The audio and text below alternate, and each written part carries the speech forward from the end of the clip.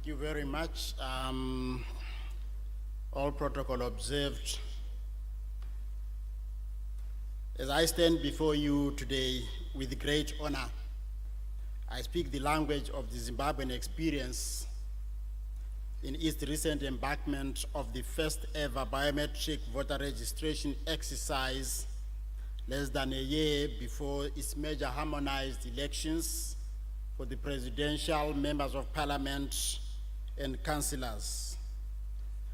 Interestingly, those who follow the Zimbabwean politics, you notice that for the first time this year, our ballot paper will not have the two major horses, Robert Mugabe and Tsvangirai.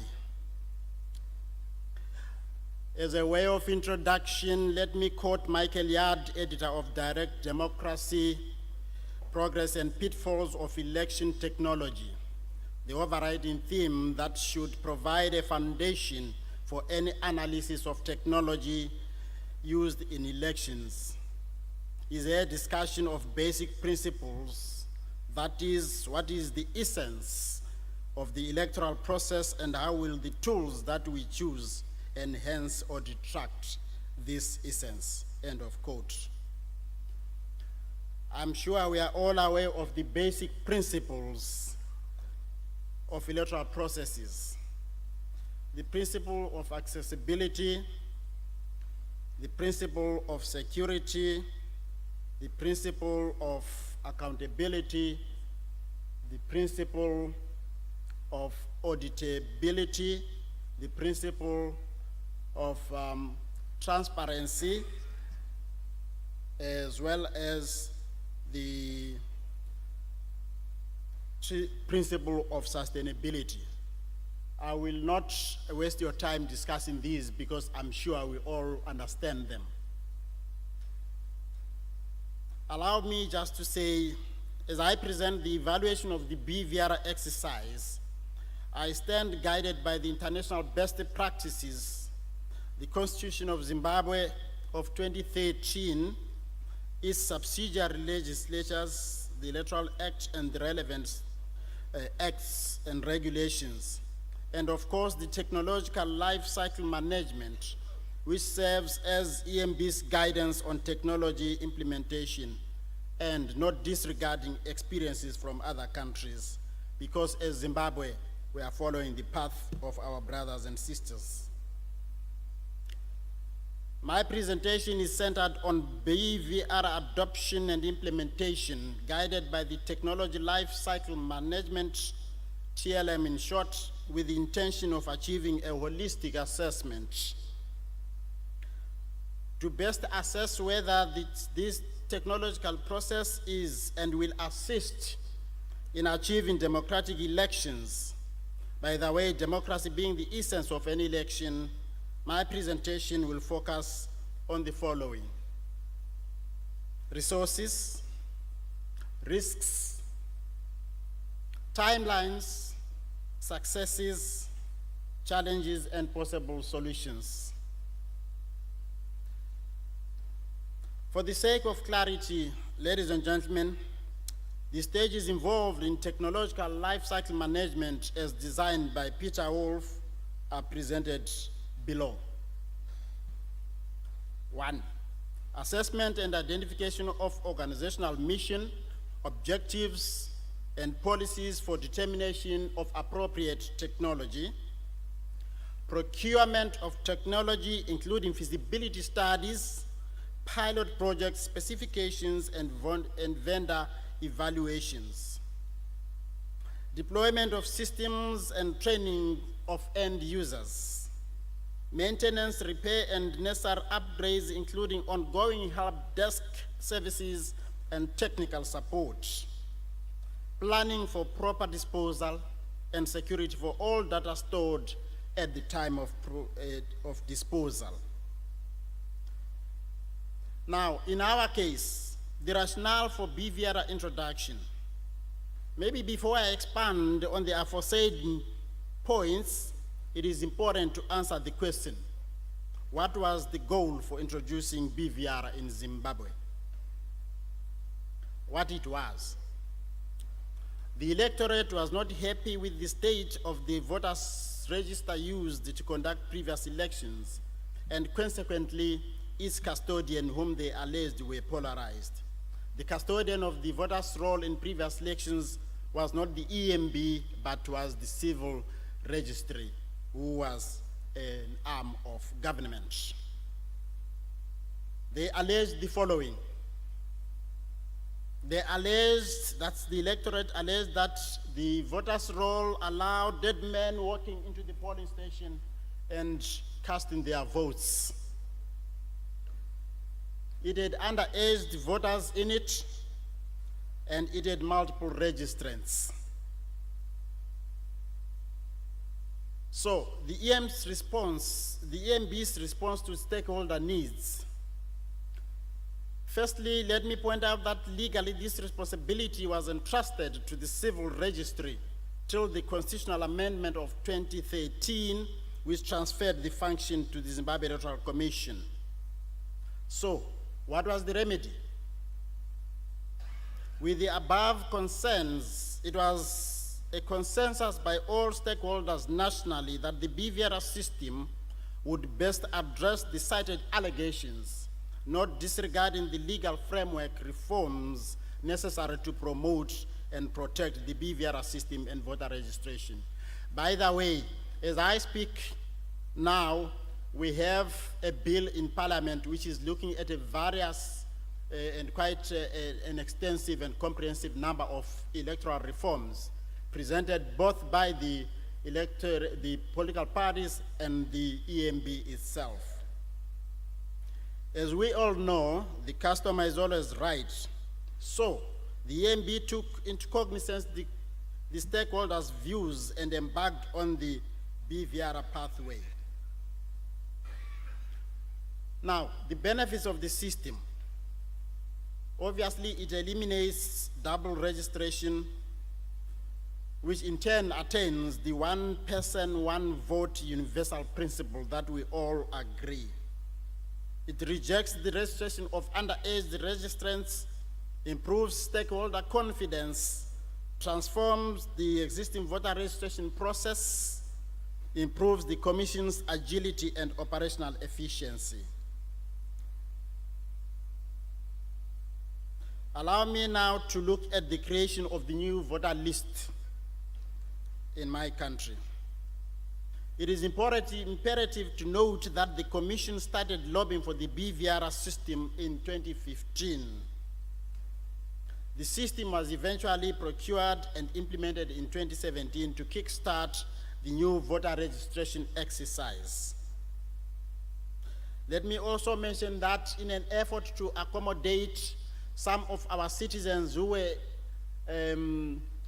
regarded as aliens, there was a court ruling, and that court ruling enabled those who were deemed aliens to be able to register to vote. And while the first exercise was supposed to end on the 15th of January, in order to accommodate that class of our people, the exercise was extended to 8 February. And as I speak, the exercise is still going on. So, in essence, the new BVR exercise buried and disregarded the old voters' roll that was discredited by stakeholders. Now, let me look at the risks, the successes, challenges, and the possible solutions.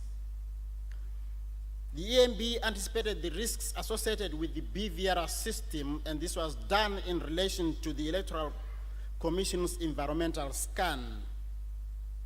The risks considered political dynamics, economic outlook analysis, social context, technological opportunities, and impact on the EMB stakeholders' psychological topologies, the legal framework, and governance issues surrounding the BVR and the voter registration process.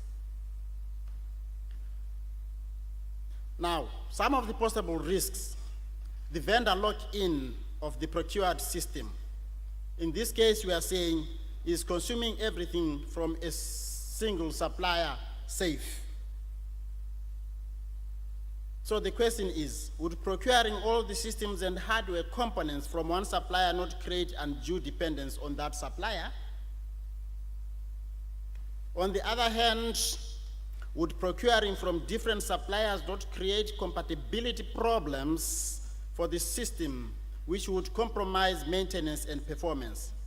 Would the system not fail to shake hands? The EMB then procured its BVERA system from 2 different suppliers, and by so doing, it is hoped the vendor lockup aspect was avoided. I think time will tell whether this is going to happen or not. Let me look at the conceptions of the BVERA system by stakeholders. The question is, would political parties and the electorate understand that the BVERA system would achieve in terms of the democracy and inclusivity spectrum? Could we achieve cultural readiness for all our stakeholders? By the way, there's an interesting story that those who were opposed to the BVERA system, taking advantage of our people who did not know about the system, told them, now look, what is going to happen with the BVERA system is that your photo is going to be taken, all your biological features are going to be taken, and as a result, you will not be able to bear children in future. The BVERA system, being novel, was not clearly understood how it was to work. That was the issue. This was further exacerbated by limited voter education by both the EMB and the civil society organizations to conduct civic and voter education in an effort to prepare the electorate to embrace the BVERA system, since it was a new thing altogether. On the risk of hijacking the system, would the procured system offer the best security against unauthorized remote access? So, in order to try to mitigate against this fact, data was stored in the data center and transmitted using USB memory sticks from registration kits, with each USB having a unique identification to the processing kit. The data was also secured through encryption that can only be read by decryption at one source, and the one source was the head office once every memory stick has been delivered. Besides, the EMB made sure that the data center had specialized access levels. Not everybody could access this information in the interest of securing the data. Funding challenges. There was a question that the EMB posed. Would the government and donors be able to willingly to fund the BVERA system in view of its merits and demerits? Fortunately, the state, unfortunately, if I can use that phrase, the state, because of its liquidity crisis, initially gave the funding mandate to the UNDP, but later on made a U-turn, and then they made it their own to procure the BVERA equipment. However, this transition did not please some political parties, and they criticized this decision. The other question that the EMB considered was, would it be possible to reach out to all eligible citizens and accord them the right to register as voters in view of possible harsh weather conditions, limited timelines, poor road network, and ICT infrastructure? Our rural areas have got very poor communication, hence the question. The delay in the procurement process as a result of government switching on from UNDP to itself to procure the equipment left very tight timeframes within which to implement the new voters' roll. The implementation was during the rainy season, Therefore, strategies were put in place to circumvent inaccessible remote areas. These challenges, I'm happy to say that they were overcome by a way of, before the onset of the heavy rains, the EMB decided to make sure that it registered people in those remote areas. And by the time the rains fell on us full time, then they were now inland where communication was better. Expertise in the system and hardware maintenance within the EMB. The question was, would the EMB have or be able to acquire in-house relevant skills to operate, maintain, and sustain the system? IT skills sets are limited within the Zimbabwe Electoral Commission. The inadequacy of the IT skilled personnel to handle a national magnitude in this new system launch necessitated the outsourcing of this skill, and the target recruitment pool were the public servants. So the commission decided to go to the universities, go to the polytechnics, go to the Ministry of ICT and other such ministries that provided the expertise that was needed. Allow me now to look at the legal framework that fully supports the BVR system. The question was, is our legal framework suited to the proposed BVR system? If not, is there adequate time and is there political will to make legal reforms that will accommodate these systems and proposed changes for implementation? I think I've already talked about the reforms that are already in Parliament. So, the EMB submitted, as I said earlier on, a proposal to the relevant authorities for reforming the electoral law to align it to the new BVR system. That is still ongoing. Sustainability and security of the BVR system. The question was, would the BVR system be sustainable in the long run with regards to system maintenance and upgrades, data center consolidation and optimization? Does the system come with adequate data access security technologies? Will policies for the BVR system adequately address the user privileges, where and how data is secured, stored, and transmission mechanism throughout the BVR, throughout the EMB, thus users being dispersed countrywide, as is the case? And will it provide a clear audit trail? Those are paramount questions.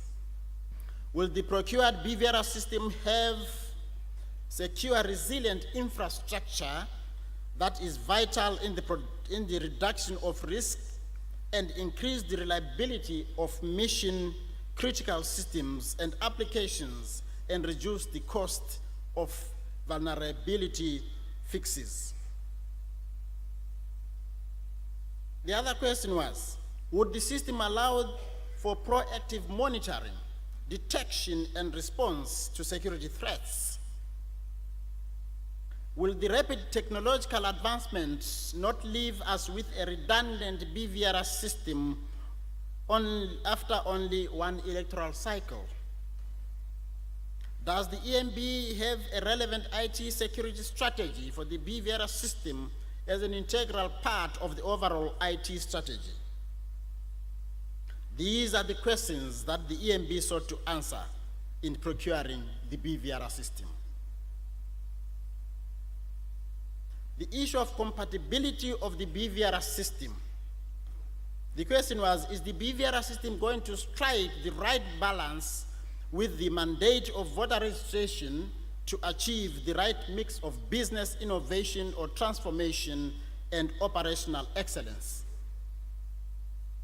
It will be premature, ladies and gentlemen, for me to make an assessment at this stage.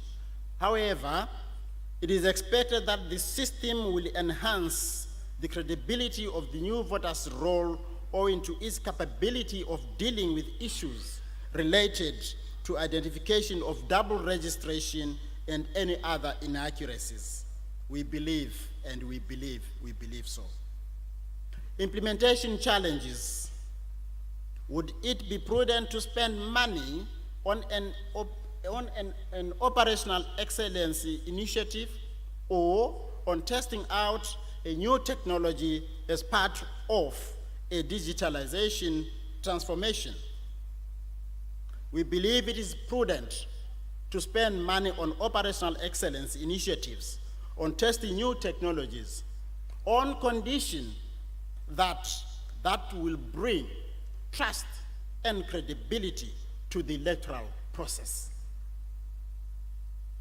Yes, democracy is expensive, and operational issues have the tendency of casting aspersions and introducing doubt if not handled well. Elections, ladies and gentlemen, are all about perceptions. The Zambian experiences were main understudies that were taken by the Zimbabwe Electoral Commission. We learned a lot from our brothers across the Zambezi River. No wonder when I was to begin my presentation, what was highlighted was the Zambian presentation, because we are Siamese twins, separated by the mighty Zambezi River. The management capabilities of the BVR system. Does the procurement system have the following key requirements provided as part of software included with composable infrastructure, storage efficiency, security features, IT operations, analytics, built-in backup, provisioning, workload optimization? The above questions were positively answered through specifications that were given to the potential suppliers. Now, what were the anticipated challenges? The rapid advancement of technology may be difficult to keep pace with. It is expensive to acquire any ICT. The big question to service providers then is, and if there are any, I'm directing that one to them right away. Is it not possible to provide an operational investment cycle to better save the EMBs so as to enable us to better match and change capacity on demand, as opposed to capital investment that can possibly get obsolete before much return on investment has been realized? An inaccurate system can seriously damage the credibility of the whole electoral process and threaten the democratic process and ultimately socio-economic and political stability. It only takes that one such process inaccuracy to destabilize decades of democratic existence, all in the pursuit of new technology. Allow me, ladies and gentlemen, to conclude. Distinguished guests, allow me to conclude my presentation with a quote from Randall. I quote, "All roads to the future run through IT, so I have to run faster than my customers. If I become a constraint, I become an obstacle, and then I become irrelevant." Close quote. I thank you.